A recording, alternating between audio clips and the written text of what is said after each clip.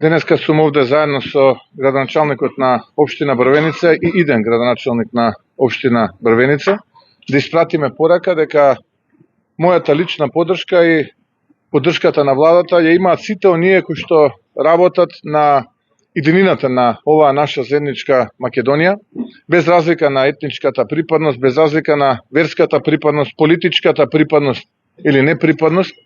Секој оној што зборува за еднината на Македонија е добре дојден мој соговорник. Секој оној кој што зборува за поделби, посебно етнички поделби, не само што не е добре дојден мој соговорник, туку тој не му мисли добро ниту на македонецот, ниту на албанецот, ниту на сите други останати делови народи кои што се наши сограѓани во нашата преубава заедничка татковина Македонија. Јас сум убеден дека тоа ќе биде препознаено овде во Брвеница и масовно ќе биде отфрлено од жителите на општина Брвеница, бидејќи тие знаат да препознаат квалитет, да препознаат кој изминативе 4 години се грижеше без да прави било каква поделба во општина Брвеница, ниту по етничка, ниту по верска, ниту по политичка припадност, а ние како влада покажавме и докажавме со инвестиции и договори од половина милиарда евра во сите општини, без разлика дали се тие вакви или такви, дали се леви или десни, дали се владени или провладени градоначалниците или од опозицијата, секаде под еднакво, под ист критериум инвестиравме. Така се гради соживот, така се гради заедничка држава и така се оди напред. Со поделби само можеме да назадуваме и да одиме назад. Ја навистина сум, како да кажам, со жалење го слушав се тоа на кое што против кандидатот на Јовица го кажуваше во една екзалтирана состојба. Не знам дали беше тоа специфичен момент за него, но мислам дека направи голема грешка. Направи голема грешка пред се за кандидатите за градоначалници од истата онаа коалиција од која што тој настапува. Замислете што ќе се случува сега во Тетово, во Струга, во Дебар и во одредени други општини.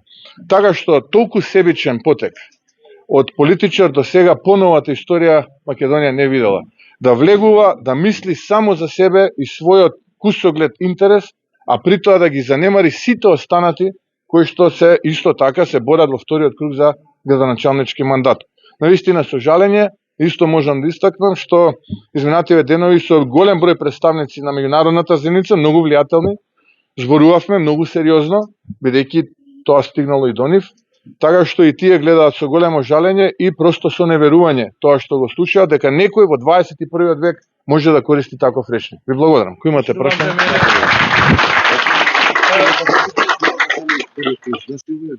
Врз коалицијата или не? Тоа што тоа го кажа овој кандидат овдека за градоначалник влие врз неговата положба во иднина, откако ќе ги изгуби изборите најпрвен тука во Брвеница, ќе биде нормално разрешен од позицијата која што ја извршува во овој момент.